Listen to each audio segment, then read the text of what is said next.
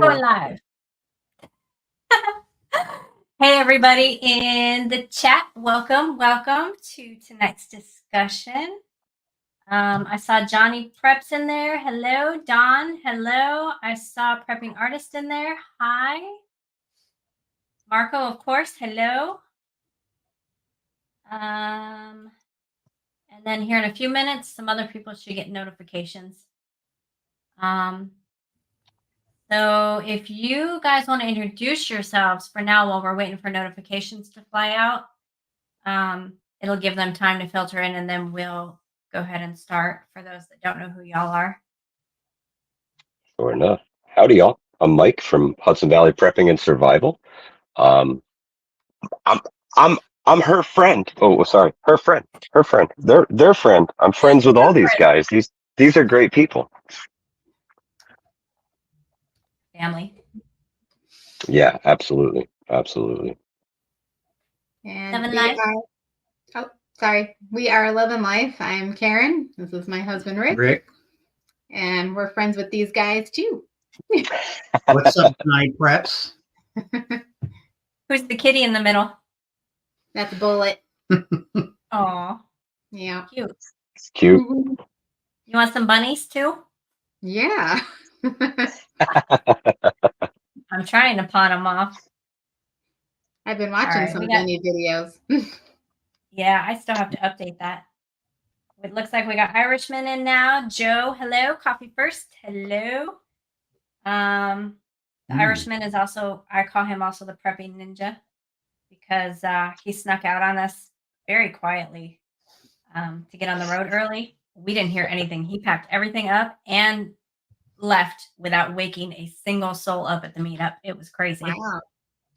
So yeah, he's the ninja. He's who I refer to as the ninja anyway.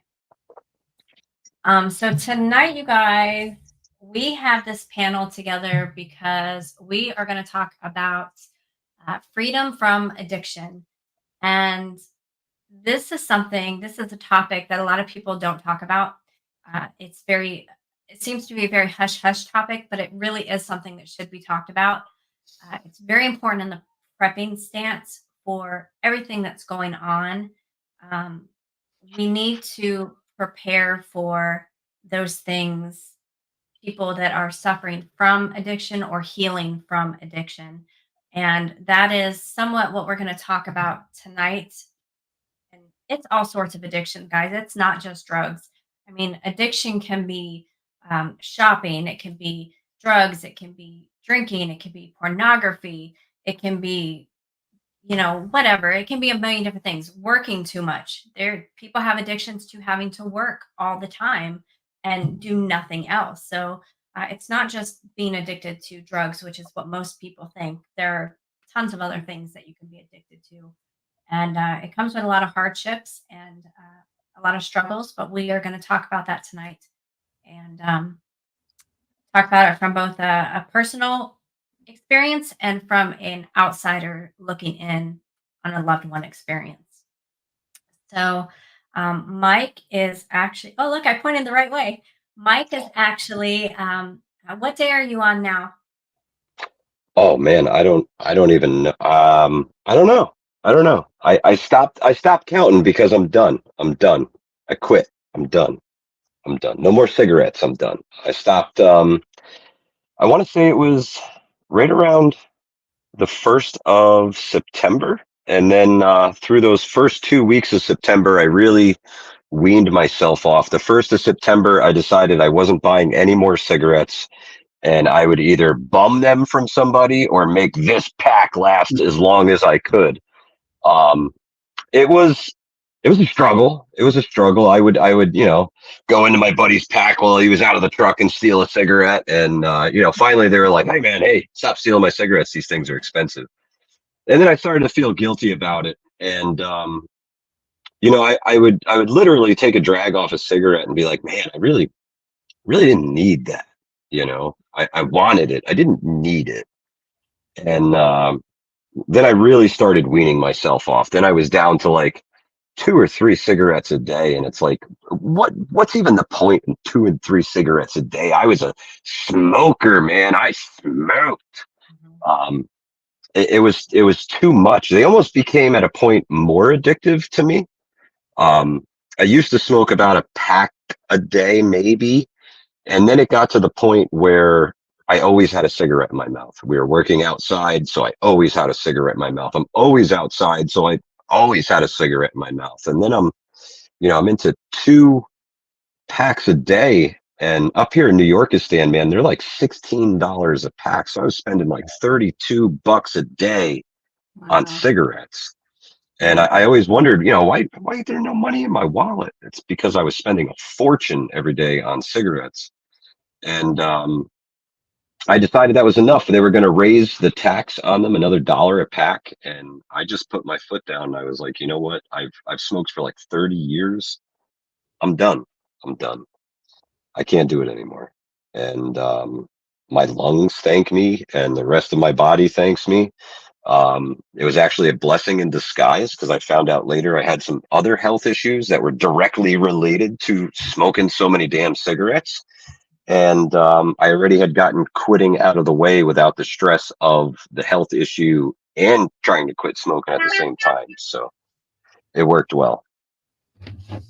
That's funny you should say that about smoking. I actually forgot about that, the causing other health issues, Hmm. until you said that. Because I used to smoke too. I told you guys behind the scene. I went from, regular cigarettes like every kid does, the little teeny skinny toothpick ones. And I kept Hmm. moving up because it was never enough nicotine. I always had to go stronger and stronger and stronger. And when it got to the point when I was smoking cigarettes that had no filter, and that still wasn't enough, I went to what's called Dejaron Blacks, which are cloves. And I would smoke a pack of cloves a day. And I didn't just smoke them like people do cigars where they just draw it in their mouth and release for the flavor. I was smoking them like cigarettes. So I was dragging it in, holding it for a second, and letting it out all the way into my lungs. And I ended up having to wear, I didn't even realize until later that this was related, but I had to wear a heart monitor for a while because I was starting to have palpitations and chest pain. And come to find out, after quitting smoking Jarms and going now to my vape, which is way, way less nicotine, uh, the palpitations went away, the chest pain, except for when I'm really anxious, of course, which is normal. All that went away, and the just everything started getting better. The breathing was easier, and I didn't get so winded upstairs and so forth.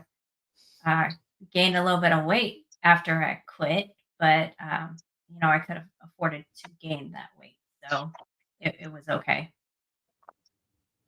I actually Um, noticed the opposite. I just started losing weight again. Again, that whole health issue that was related to smoking too much. Once they fixed that, I was up and mobile again. So it didn't, the added weight never really hit, I guess.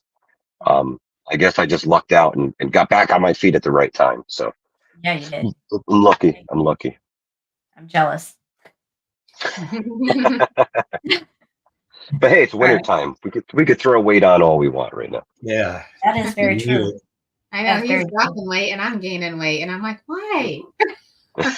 Yeah, and Rick, actually, I noticed in your last video that you had lost weight and you look great. You really do. You actually look like you've been going to the gym and like getting all the color back and so forth. You Yeah. really look Right. amazing. Yeah, definitely a healing process. And so things are probably back to like 95%. Thank goodness. So it worked out for the good. Do you want to share what you went through? Well, yeah, I mean, Some people I don't could, know you were sick, so yeah, well, I could start from the beginning when I was young, just how it all started, and with just certain substance addictions and things like that. When I was young in the early 80s, you could, my mom used to write a note, send me up to the convenience store to get her a carton of cigarettes. mhm. Back then, a carton of cigarettes was like $8-10 or something like that. And she smoked Cools. So I would always steal a couple cigarettes out of there, and me and my best friend, we'd go, behind the apartments. We'd smoke cigarettes. We were only like 15, 14 years old. And that's how it started. And then a lot of drinking. So back then, growing up as a teenager, we would drink malt liquor, Mad Dog 2020. Back in the day when there was only grape flavor, that was it.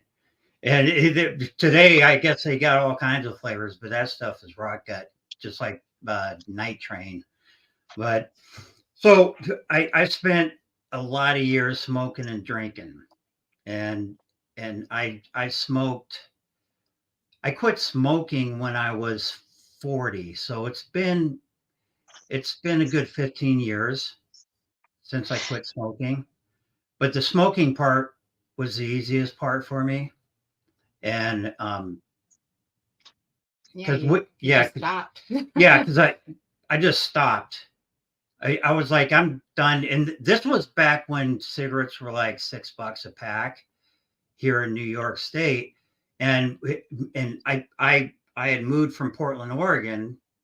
That's where where me and Karen met, and she grew up in New York State. But back in Portland, Oregon, cigarettes were like $2.50 a pack, $3 a pack, things like that. And I moved out here, the cigarettes kept going up because of taxes. But I just figured, well, I'm done. I'm spending too much money on the cigarettes, and I really, they're not doing anything for me anyway. And I used to smoke Newports, so I've been a menthol man my whole life. But yeah, and so but it was the drinking that I enjoyed more than smoking. So I weaned myself off smoking, where I would only smoke at night when I would have a few drinks. And so I'd have a cigarette, have a few drinks, and that was it. But I went from drinking beer to liquor. So you got beer, which is like 8% alcohol, or 4%, depending on what you're drinking. And then you go to liquor, vodka, bourbon, now you're at, 40% liquor. 40% alcohol. Yeah, alcohol. And so that's a big jump right there. Well, for me, I enjoyed it. I didn't think I was addicted to it, because I wasn't the kind of drinker where I had to go out to the bars and hang out. I wasn't the kind of drinker where, I'd get drunk and vomit, or be violent, things like that. I would get off work, I'd come home, have a few shots, 4 or 5 shots of vodka or whatever, but at a pace. It was like I had this routine down where I'd get home at 5, and then from 5 to 8, I would have 4 to 5 shots of whatever liquor I wanted that night. And then I would eat, and then I would go to bed. And then what I found out was, as it progressed throughout the years, I couldn't sleep without having the liquor. So I had to stay on the liquor so I could at least sleep at night, because if I didn't drink that night, and I'm telling you, I went from just drinking on the weekends to drinking every single night. So every single night I was drinking, but like I said, I had that routine. I'm kind of like a routine type person, where boom, boom, boom, boom, 1, 2, 3, 4. And so it wasn't like I was out of control. It was like I did control it. But as obviously, when you get older, your body catches up with you, and you're not able to handle it like you were in your 20s. And so true.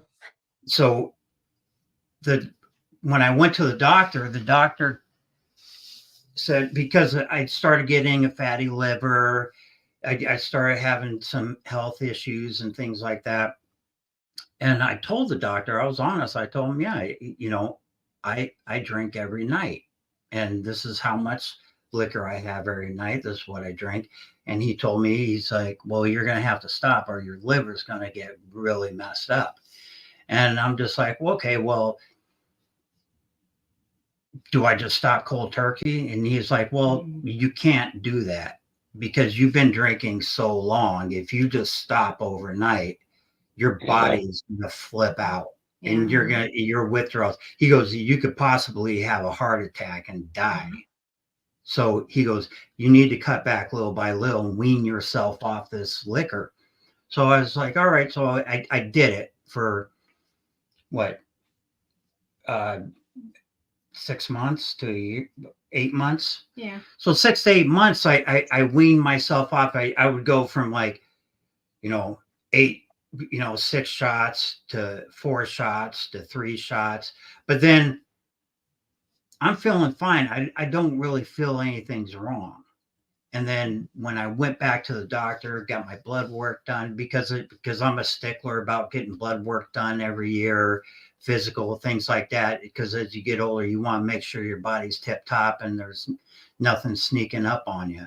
Mm-hmm. And he said, yeah, your liver's really bad right now. You need to stop drinking. And I was like, okay, but you told me to wean myself off. He goes, it's too late for that now. You need to stop. Because like 3 weeks prior to that, he was feeling like really, really bloated, and we couldn't figure out why he was bloated, and his stomach kept like getting bigger and bigger. And, we're thinking it's air or gas. And so I'm giving him peppermint tea and, Gas X and fennel tea, and none of it's working. And this was like a week prior to when we were supposed to go down to Virginia for your meetup. Yes. And but he was like, he went from his usual like 170 pounds to like 196, like in the matter of like 3 weeks. And so when he went to the doctor, he was like, well, let's do a CAT scan, make sure there's like not a blockage, or something like that that's going on. And so we did the CAT scan, and he was all full of fluid, which they call it ascites. And so that's when he was like, yeah, you cannot drink anymore. And this happened to be on a Friday, and he put him on a diuretic pill. And he said, this is going to make you pee like a racehorse. You're going to, pee it all out. But he's like, if you don't feel like you're peeing like how you should, then since it's Friday, go to the ER. They'll do a paracentesis, which is where they just tap your stomach and drain it. He goes, and that'll take care of it, and you'll feel 100 times better. So we're into Saturday, and he's not really peeing, and so that night, that Friday night, I didn't drink at all. Yeah, that was bad. And that was a really bad night.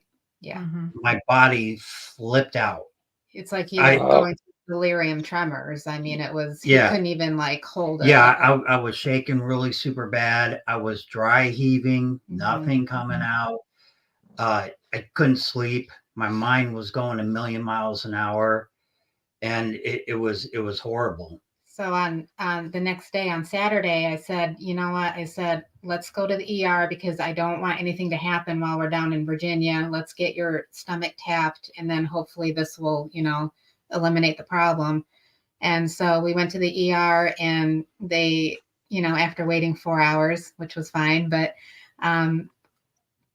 they did a bunch of blood work on him, and we were just under the impression that he was going to get the paracentesis. Well, his blood work was completely messed up, and they're like, we need to admit you. And we're like, for what?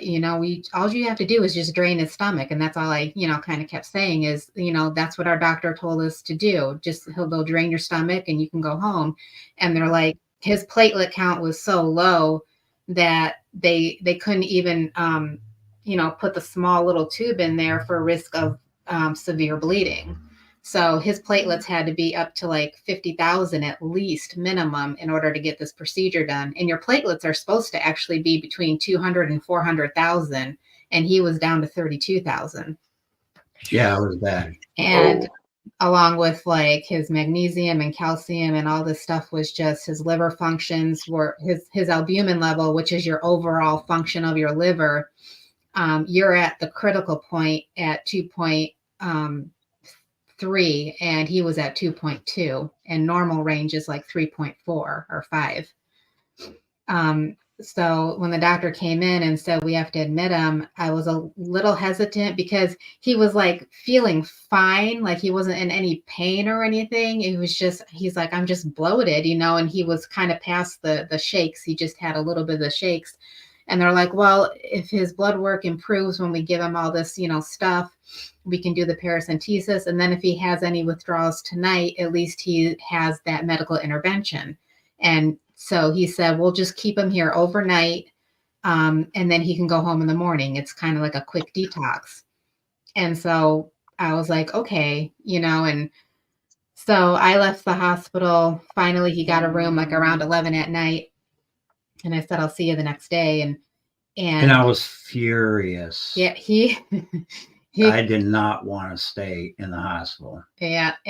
But he called me like at 2 or 3 in the morning, and but like kind of flipping out, like he wasn't in his right state of mind. I was delirious. And he's just like, you lied to me. You said that you were going to pick me up tomorrow, and they're keeping me here for 7 days. And I'm like, no, I'm not. I said, I'm picking you up tomorrow. And the doctor said tomorrow. And you're like, he was just like, no, they're keeping me here. They're kidnapping me. And I'm like, get some sleep. I will see you first thing tomorrow morning at 10, right when visiting. Well, they had me on that drip too, or whatever. They had him like on Ativan and stuff, but it wasn't like touching them at all, because usually they give somebody like 2.5 milligrams, and they gave him 20, and it didn't even touch him.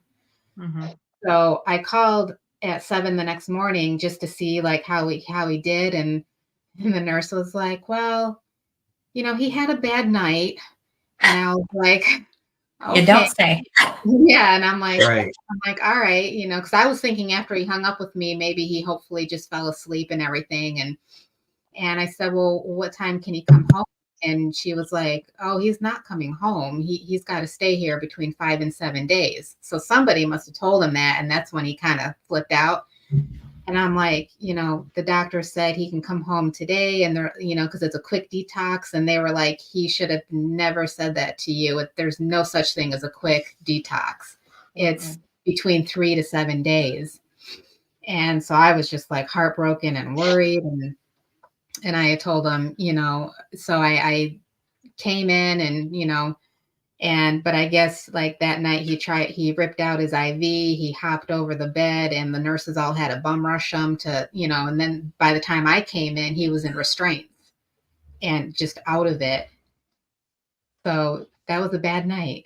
Well, yeah, the whole 5 days was bad. Yeah. But the thing is that if I wasn't in the hospital where they can give me some kind of other drug to help me wean that out or flush it out or whatever you call it, I would have never been able to handle that at home. Yeah, I probably would have died. Yeah. If we didn't go to the emergency room that day. And I was so surprised that it was such a hard detox for him, because he's quit before, where we've weaned him off, and he's, quit for a year and stuff. And that's when I was drinking beer. Yeah. Well, no, I think you were on a little bit of liquor too, but I mean, still he would have, a little bit of shakes, maybe not sleep well for 3 days, and then he was fine. And that's kind of what I thought he was going to be like, but not with just going on straight liquor. It was a lot more difficult, and I just didn't realize how dependent his body was. Yeah, and the thing is, what's weird about what I tried to comprehend myself is, you hear about all these rock stars, and they drink like, half a gallon of vodka a day and things like that, and I'm just like, I only have like 5 or 6 shots a night. What the heck? Why is my body all screwed up? But the thing is, it was a progression of all these years of doing it over and over and being consistent and doing that was ruining my body. It wasn't just like some quick one night, you know, I mean, you know, a 2-month thing. And then, but yeah, so after I got out of the hospital, it was, you know, a 3-month, it took 3 months for me to heal from what the alcohol did to my body. And they were basically telling me that I had cirrhosis of the liver, and that's what they felt that I had. And the blood work Was was showing was that. leaning towards cirrhosis of the liver. But his scans wouldn't show anything. So like the doctors were really like confused, like, you know, and every symptom he had. I mean, the jaundice. I mean, the whites of his eyes. I mean, it looked like he was urinating in his eyes. I mean, it was just so yellow, and his Wow. skin was yellow. And I mean, his bilirubin went up to like 6, and it's supposed to be under 1. And just like it ruined, like he had trouble speaking. He could barely walk without a walker. You know, they wouldn't let him get out of bed. They had like the little bed alarm there for him and stuff if he tried to get out, because he's my little escape artist. He likes to try to escape, but I just don't because like he the hospitals either, Rick. Not a Yeah. fan. Me neither. I don't think people realize how serious detoxing is. I mean, when we hear detox, usually we just think we're getting rid of, you know, like heavy metals or, Mhm. you know, just crap that we ate basically. But when your body becomes dependent on something, in your case, I would assume, would you agree with me? You were a functioning alcoholic. Yeah. Yep. Yeah. I'd So it go was to just like work, do my any other thing. day. So you Yeah, could like I work. said, it for me, it was something that I enjoyed. Mhm. So it wasn't, like I said, I never got crazy with it. Mm-mm. It was just something that I did like a normal thing. Like, you know, I don't know how to explain it. It was just something that was a normal part of my Yeah, life. and we watch movies. He's, And you we'd know, watch the movies, we'd happy, have fun guy, fun, and laugh, crack up, you know, and it, you know, and obviously during social situations, like if we go to Christmas parties and stuff, it'd be a little more, it'd be a little bit more but still because I nothing. don't like big crowds and all that. So you'd have to, you know, get lubed up a little bit just to, you know, rub elbows with everybody in that place. But, you know, just one of those things. But yeah, it definitely takes a toll on your body as you get older. And addiction, like you said in the beginning, addiction could be anything. Mhm. You could be addicted to your work, you could be addicted to exercise, you could be addicted to, you know, whatever. I mean, right now, you know, heart disease right now is the number one killer in America, and that's caused by overeating, pretty much. Yeah, overeating, smoking, things like that, a little mixture of everything, and that kills, you know, one person dies every 33 seconds because of heart disease.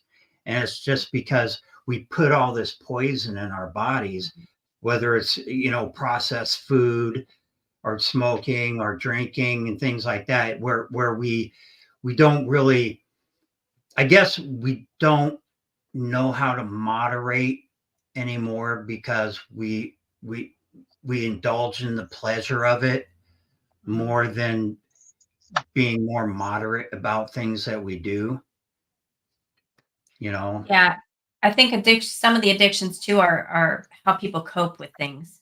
Mhm. Right. So the people that are not functioning in whatever their addictions are, they usually use them to drown out. And I mean, that's even the shopping addictions and the working addictions. It's to drown out something they can't face or they don't want to face or they don't want to feel Mhm. emotion, an emotion they don't want to feel. They try to drown it out, block it out. And it becomes to the point for those types of people that they will keep themselves under that addiction so that they never have to resurface to face whatever they're hiding from. And I'm not saying that's the case for you. I'm saying just, Oh, another sure. Yeah. reason why people become addicted. And it's very hard to for loved ones, for those types of people that are addicts, because you want to help them take that pain away and stop the addiction at the same time, and you can't. You can't do anything for them other than be there for them. And with any addiction, support is huge. Oh yeah. Getting through it, support is more than anyone realizes, I think. No Mhm. matter how small or how large the addiction is, support is big. And that's why I felt like it was important to have a live stream like this, just because, you know, I mean, for anybody, but I mean, for our prepping community and stuff, we've just grown so much to love and care about you guys, people that we've met, that we haven't met, the people in the chat. I mean, we're all Same here. great. And it's important from a prepping aspect too, because this is what I thought about a lot when I was sitting there, all day with him, and he's, In the hospital. he's out of it. And I, had a lot of time to think and pray. And I was just, because we all have this idea of how we're going to be like in an emergency situation, and we replay scenarios in our head and everything. But I mean, if you're like, you don't know what time that emergency might happen. If it's during 6 o'clock, 7 o'clock at night, and you've had a few drinks or something, you're already, your reactions are slower. You're not thinking straight. You're not on your A game. Yeah, and that's what Karen used to tell me when we first started prepping, Mhm. 3-4 years ago. Yeah. And Karen would say, Rick, you drink every night. It's not like you're crazy or anything, but you go to bed at night and you're out like a light, and Mhm. boom, nothing really wakes you up. She goes, if somebody breaks in the house, how are you going to protect me if you don't even wake up because you're not hearing anything? And that kind of that kind of jabbed me in a good way. And it's like, yeah, she's right. Because if I go to bed with a hard buzz, I'm out until morning time. No, nothing's going to wake me up except probably a fire under my butt. You know what I mean? So if somebody breaks in the house, how am I going to protect her if I'm not even aware of my surroundings? Yeah, that's a big one.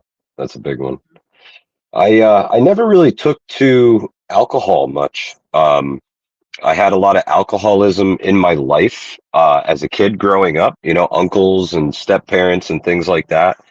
And I never really took to alcohol. And as I got older and had kids, I always kind of made the excuse of, I'm not drinking anything. What if one of the kids falls and gets hurt? Somebody's got to drive him to the hospital. Um, and I'm sorry, I was reading somebody's chat there. Mhm. Yeah, never really took to alcohol. Never really against it, but I seen what it has done to people, and I tried my hardest to steer away from it for the most part.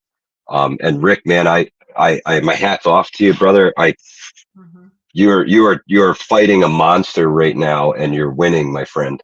You're winning, my friend. My heart goes out to you. Don't stop fighting. No, definitely not. I mean, I'm done with it. The last 2 checkups I went to go see the doctor. His blood work has And improved yeah, so much. Yeah, my blood work's done good. But the doctor during during Christmas and New Year's and stuff, Mhm. when I saw him, he goes, "So how did you do during the holidays? Did you have anything to drink?" And I basically told the doctor, I said, "Listen, what I went through with this withdrawal in the emergency room and what Karen had to go through, seeing me, what I'm going through and what she had to deal with." I said, it broke my desire for alcohol. I have no desire for it. So it just like when I quit smoking and I said, I'm done. Same thing with the liquor. I said, I'm done. It could have killed me. Mhm. So I'm done with that. And you know, we like during Christmas time, her mom likes wine. And Like a glass. like a glass of wine. She's Italian, so she'll have a glass of wine during, you know, Christmas dinner or whatnot. And so we'd go. I went to the liquor store, bought her a bottle of wine, paid for it, and walked out. No problem at all. Mm-hmm. Some people, and that's why, for me, I know that I'm done when you can do something like that, and it doesn't have that pull. You know, some people have Right. that pull. It's just like, you know, it's just like I just give me a sip, you know, or something like that, or just let me take a hit. It's something, you Yep. know, and I feel that with cigarettes. yeah, Mhm. yeah, exactly. You know, and the thing is even when I quit smoking cigarettes, you know, if we went to a Christmas party and I was having a few drinks, I'd go out front and I'd bum a smoke off somebody. I'd smoke a cigarette and then go back in, and then we'd go home. It I would never go to the store next day and buy a pack of cigarettes because I needed a cigarette again. It's like once in a blue moon, I'd have a cigarette, but it wouldn't bother me. But I enjoyed it. But it's not like something where, oh my gosh, I need it. I got to have more type of thing. And I guess that's the way it is right now, where I'm completely done with liquor and alcohol. I can't predict the future. Who knows? I Maybe can. you know, maybe one day I'll have a sip, no big deal. Like you know, once in a blue moon, I might have a cigarette, and it's not going to affect me to the point to where I have to get back in that hole again and bury myself in it. You know what I mean? Yep. And it is sad that, and it's good that we're having this kind of talk, because a lot of people go through addictions alone, Mhm. and they keep it private and secret, and so it's good to be open about it and have people that you could be accountable with on certain Mhm. things. Yeah. I agree with that. And that was like another reason why I wanted to have this talk, was because I've noticed that in all of 2023, so I've been a medical coder for about 4 years. So I read a lot of patient reports, and almost the whole year, I can't tell you how many patient reports I've read where mostly men, some women, but mainly men, have come into the doctor's office and they're asking for help because they need to quit smoking and they need to quit drinking. And I've never seen that pattern in the years prior. And so it got me thinking, like, what is shifting in the atmosphere that's like causing a lot of men to come into the doctor's office and ask for help, you know, to wean them off, you know, anything, drugs, alcohol, prescription meds. It's just, I've noticed a pattern all last year that It's a pull. It's a yeah, pull. It's gotta be. It's gotta yeah, be. I don't know if you felt it, Rick, but I felt like it was really important for me to get away from my vices. Yeah. Like it was really, really important, not just health wise, but just for the future.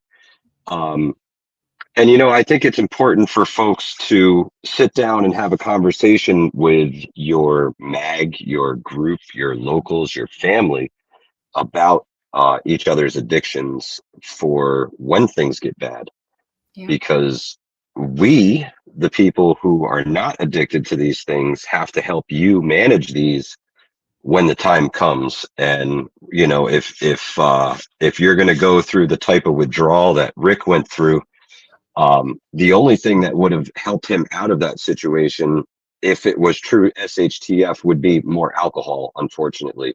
Right. But if that situation arose and we knew that could happen, I would want to be prepared for that situation and make sure I can get you through that. Because pending where we are and what's going on, that could compromise everybody. Yeah, So Sure. you're putting your It's a- family at risk, your group at risk, and it's Yeah. just it's easier to, even though it's hard to break addiction, it's easier to do it now when things are available and resources are Absolutely. available than to have to deal with this during, you know, a shift situation, because you're just Yeah. you have everything available to you now. And that's why when I was sitting at the hospital, I was so thankful, because I'm just like watching the nurses, you know, go back and forth, and, you know, seeing other patients being helped. And I'm looking at Rick and I'm like, if this was a 8-shift situation, he'd be dead or left behind. I mean, there was no way I could just like throw him over my shoulder and, you know, haul him to safety. It's you know, so it's just really important for everybody to just look within ourselves, you know, Yeah. and see where our addictions are and what we can improve now. And also because we are believers in Christ, and followers of Christ, we are spiritual. I believe in divine intervention, Mhm. and I believe that basically the Holy Spirit said, okay, time to cut this off.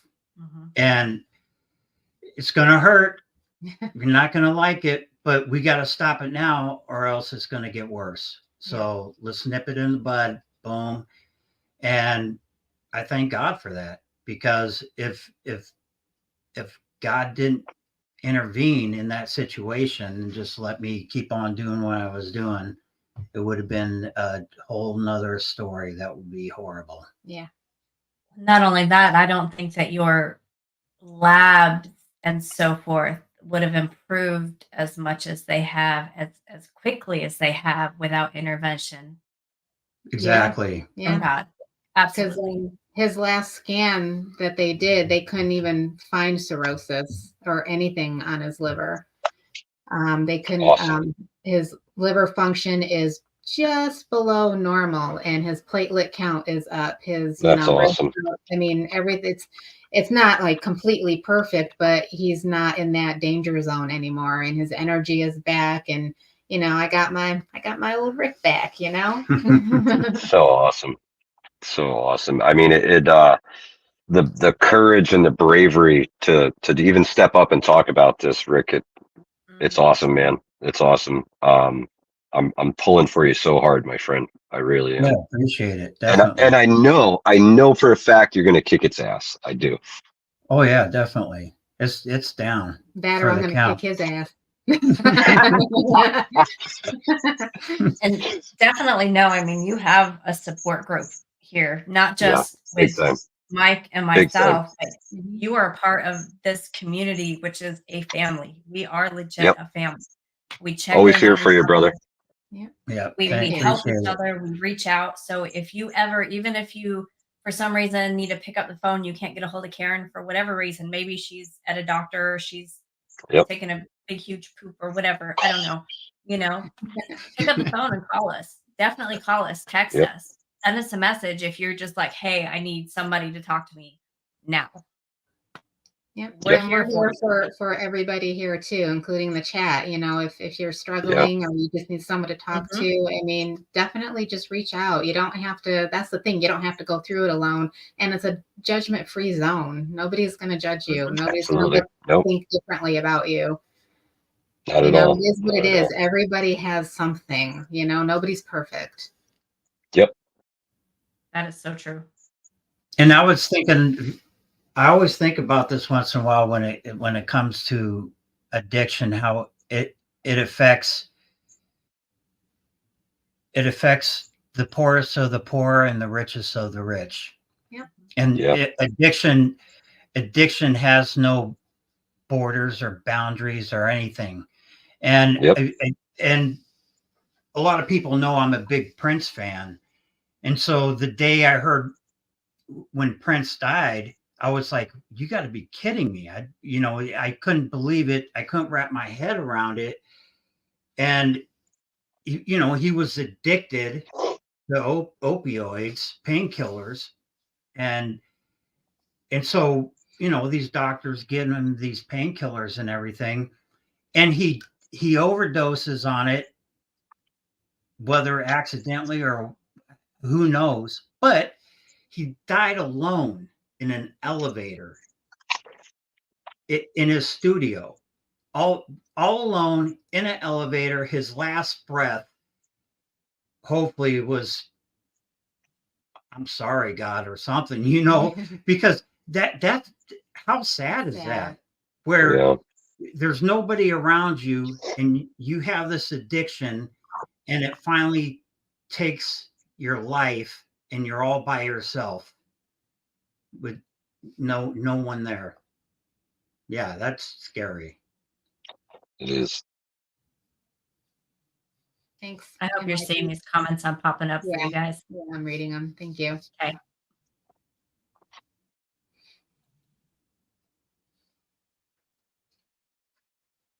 But there's a couple of scriptures I want to read real quick, because the thing is there are a lot of gray matters when it comes to the Bible and certain things. Even the Apostle Paul in 1 Corinthians, he says, it's 1 Corinthians 6:12, all things are lawful for me, but not all things are helpful. He goes, all things are lawful, but I will not be dominated by anything. So he says, yeah, there's certain things I can do if I want to, but it doesn't mean it's beneficial for me. And I'm not going to let it dominate my life. So there's people out there, they can, have a few drinks and boom.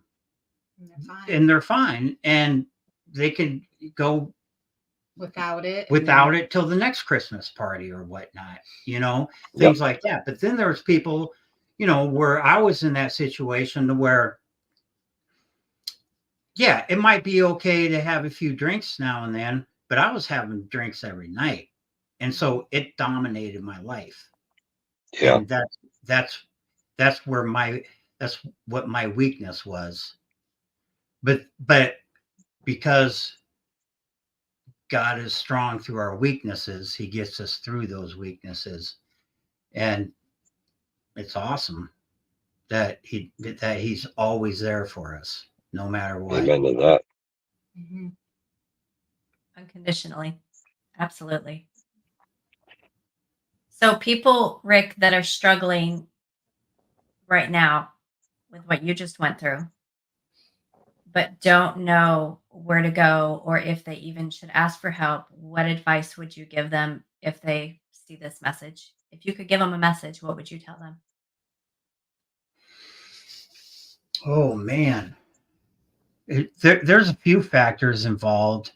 It definitely has to be someone that you trust, and somebody that trusts you, somebody who's strong enough to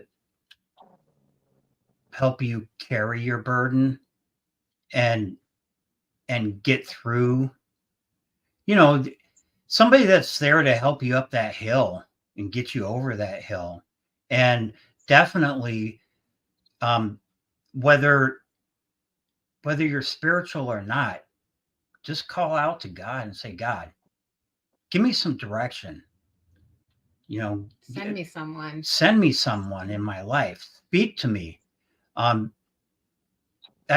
when I lay down at night, I've been doing this for a long time, and I pray that God, give me dreams of inspiration. Give me dreams of direction.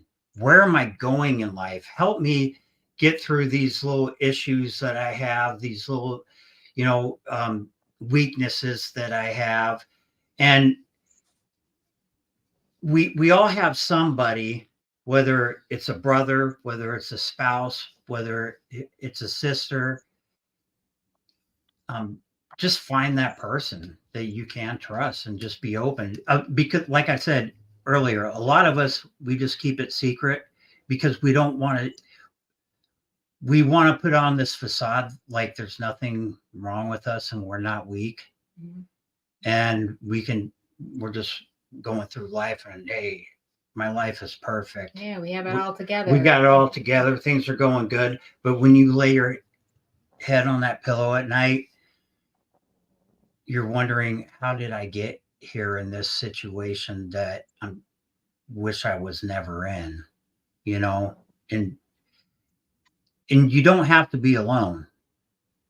So you No, find totally not.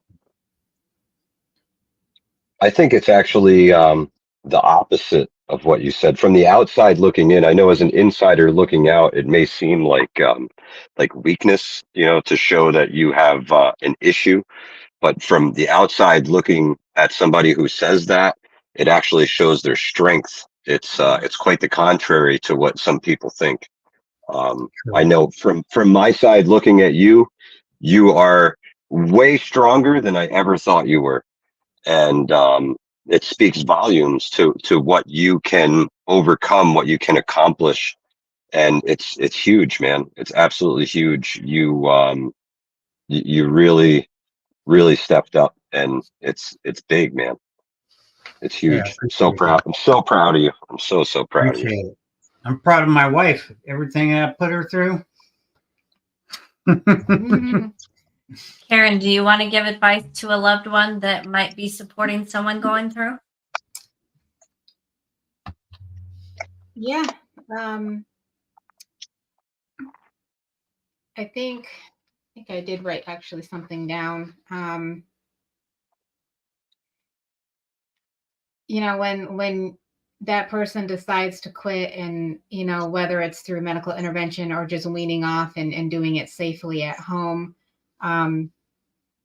just recognize, well, first, if that person decides I'm going to quit or wean off, communicate that to your spouse or loved one, because they're going to go through, you know, physical pain, emotional pain, anger, irritations, you know, things that wouldn't normally annoy them, you know, they're going to, you know, go through night sweats or whatever the withdrawals are going to be.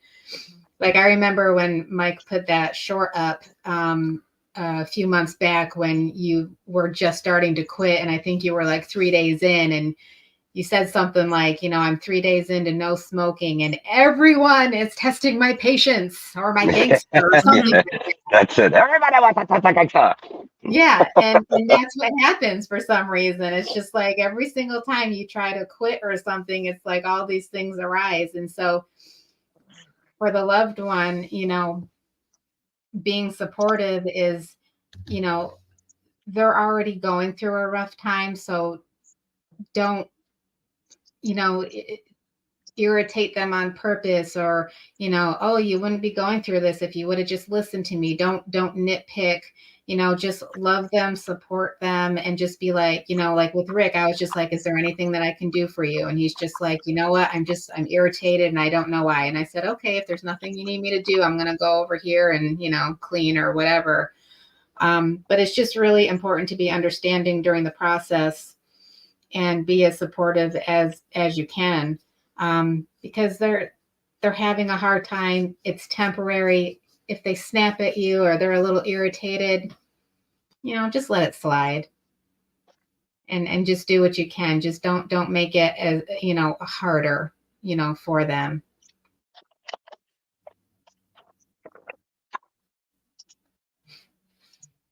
Sorry, hold on. I think Mike knows what I'm doing. Already taken care of. Okay. Thank you. All right. So where are we at? We've got about 5 minutes left. If anyone in the chat has questions, if y'all want to answer questions, Sure. they can ask any questions. We'll watch for them.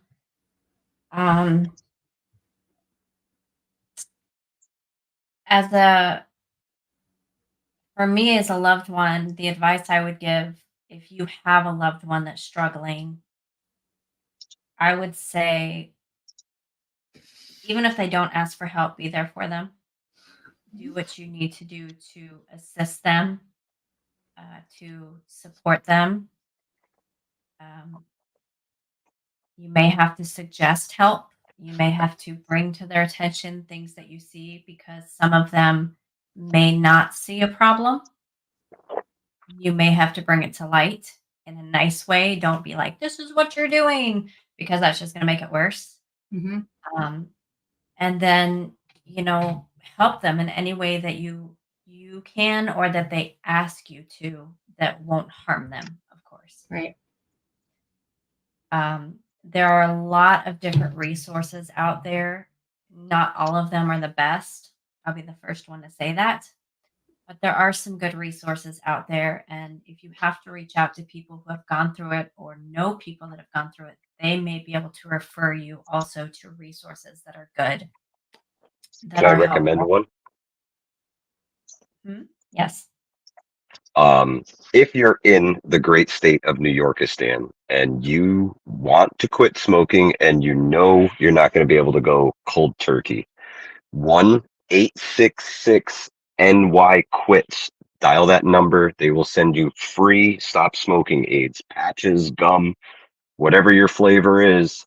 They will send it to you for free of charge to help you quit smoking. New Yorkistan is tax heavy, but we do have some amazing programs for folks. And that tax money doesn't all go to waste. Some of it goes to things like this where it can help you out. So 1-866-NY quits, free stop smoking additives or whatever, your little tips and tricks to quit. They got them all there for you for free. So check it out, guys. And also have patience with people that are going through it. Patience is Mm. big because they will definitely test your patience if you don't understand what they're going through. Yeah. Yeah. Just and just understand that it's temporary. It's they're not going to be irritated and angry or whatever forever. It's just they just got to get through that hump, over the that course of a few days. And if you see them going through that, that's another thing too. If you see them going through that detox and they look like they are spiraling down quick, It was get them help. horrible. Yeah. Do not wait it out. Get them help Yeah. because their bodies can start shutting down. And I'm not talking about the shopping and working now. I'm talking about the actual drugs, alcohol. Their body can start shutting down. It can start attacking itself. They can start having delusions. Yeah. Yeah. They can start Yeah. hallucinating. So if you really see those things, I think a lot of people don't realize that can be a part of not only detoxing, but also addiction itself. If you see those signs and symptoms, immediately get Yeah. professional help. And Do I not wait. experienced that, through Rick having like hallucinations and things like that, just because of some of the drugs that they had him on and everything. And I mean, he just looked so frail, and so he looked like death. And I mean, I broke down a few times, not in front of him because I didn't want him to, see me, but I just, I would always just like rub his leg, and I'm just like, you know what, I'm here for you. I love you. That, the nurses are doing a great job, and I would assist the nurses and anything that they let me help with. They loved me, I would, help, because it makes their job easier. And, and it makes the patient and your loved one, a little more calm because they know that you're there and you're helping to take care of them. And just, I just let him know that, I'm right here with you. What do you need? Anything that you need, let me know. It's just what you do. I mean, in sickness and health, right? You got to do it. And not that you want to. I wanted to. I would have rather have taken care of him 24/7, but for that time being, the nurses had the night shift and I had the day shift. That works. And I'm sure it made it easier too for Rick having you Yeah, it there. did. Yeah, because he was pretty calm. Like when I walked in the room, it's like once he saw me, it was almost like, even though he doesn't really remember, but like when he saw me, you can just tell that like he just took a deep breath, like, The oh, stranger danger went away. yeah, yeah, Yeah. He wasn't hopping over the bed away from you. yeah. No. Is there anything that I forgot that you all wanted to bring up? We've got a couple minutes. If I missed anything, let me know. No, man. No, No. just We appreciate everybody in the Yeah. chat. yes, we love you guys. And we're here for anybody that needs, to talk or help. So I'm grateful that you asked me to use my platform for you to share your testimony. It is a very scary thing to do. mhm. And Yeah. you are a very, very strong man and woman to come forth with your testimonies, both as someone who went through it and also someone who went through it from the outside. It is a huge step, and you should be completely 100% proud of yourselves. We're 100% proud of you and love you both to death and Absolutely. are here to support you no matter what. No matter what you're going through, you are still in my prayers and others' prayers every single night. And just never give up. Keep pushing forward. And truly, both of you, either of you, call us if you need us, no matter Absolutely. what. Yeah. Same I'll be here. westbound in a hurry. And we're just so glad for Mike too. I mean, just you getting over the health issue, and I mean, just Right. how much healthier you feel and seem. I mean, it's just it's such freedom when Thank you. addiction is just broken. It's Sure just, is. yeah, it's amazing. You just gotta go through it, get over it, and it's This wonderful. is actually a pretty strong prayer circle right here, too. Mhm. Or actually, come to think of it, that's kind of funny that we're all sitting here praying for each other for different things. But Mike, last words? I'm so proud of you, Rick. I'm so proud of you. Appreciate it. Just keep pushing, never give up. If you need anything, you give a shout. I'm there for you guys. Definitely. We Thank you. appreciate you guys and everybody in the chat. Yeah, man. What a great community. Yeah, we do. We have one. All right, guys, we're going to sign out. So, as always, be kind to each other and love each other no matter what you're going through, no matter what is going on in the world. God is always, always in charge. Much love. Peace out.